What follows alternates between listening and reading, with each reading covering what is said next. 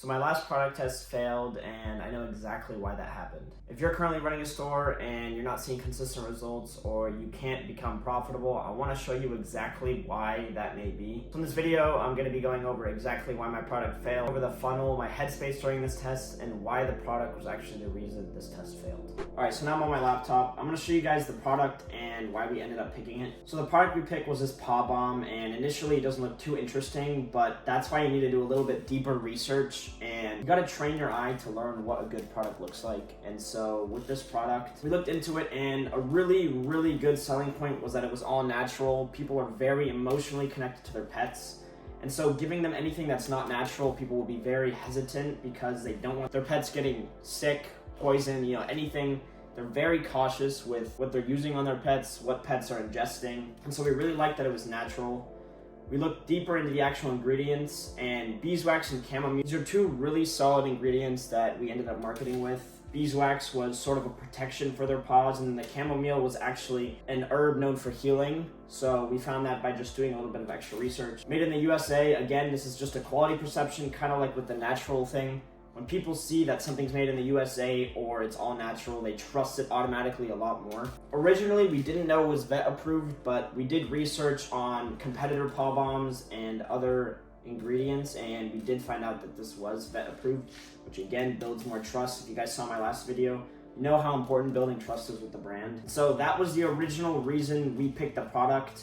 These last two options, I'm going to go into it in a second, but these top four things are the main reason we picked this product. We knew that we could angle this super well in our marketing and definitely leverage the ingredients and the fact that it was natural. So we started doing a bit more research, and we figured that the way we can position this is it's a cheaper alternative to vet visits. If you guys have pets, you know that they can be super expensive, and going to the vet costs a lot of money. Some people don't have enough to afford pet insurance. I don't know what it's called. So we figured this was a super good way to angle this product because it's a cheap relief in a sense, and you save money instead of going to vet visits. So to pick our first angle, we did research on Amazon competitors and on TikTok, people that were using our product. We looked at the comments and saw what people wanted, and it was for dry, cracked paws. With our research, we found out that dry, cracked paws can actually create a lot of irritation and cause the dogs to lick, which gets bacteria into the paws, and it's kind of just a cycle. That's how we positioned our VSLs as well. But our initial VSL was a story-based VSL about a person who noticed their dog started limping,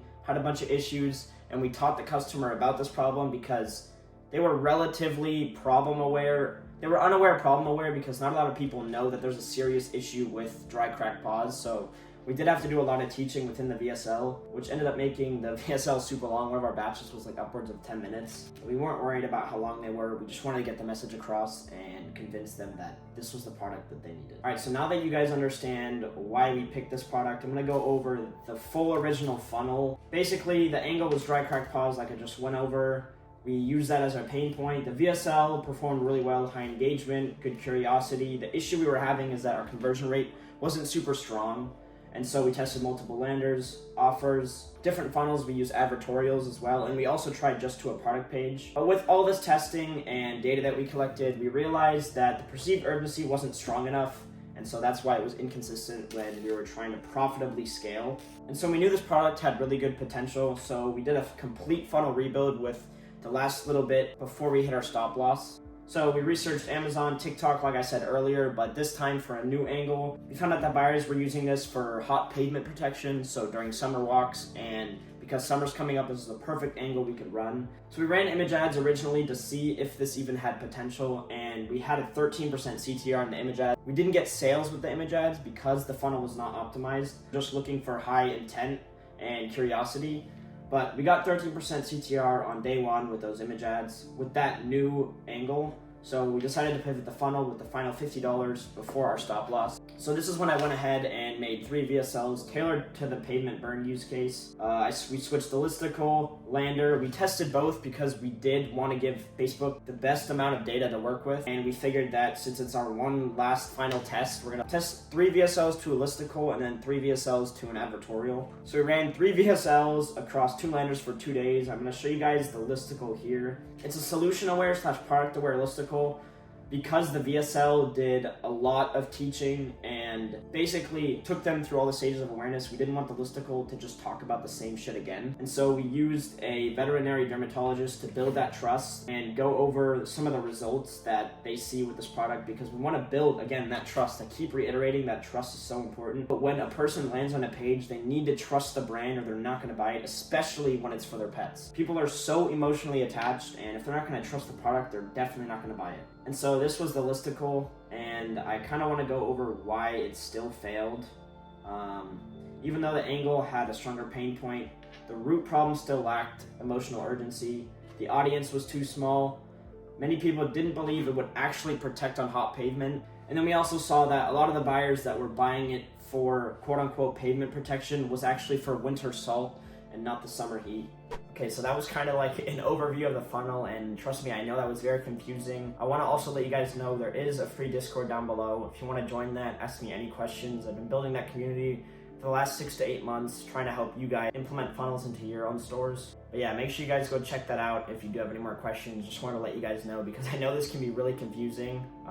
So I just want to let you guys know that I'm here to help. If you have any questions, there's Discord down below. So basically, the reason this failed is because the actual problem that the product solved was not urgent enough. So this is something we messed up while we were doing product research. And so that's why I'm making this video, is because it's very important that while you're looking for a product, and when you pick a product, you make sure that the problem it actually solves is very urgent and people will want to spend money on it.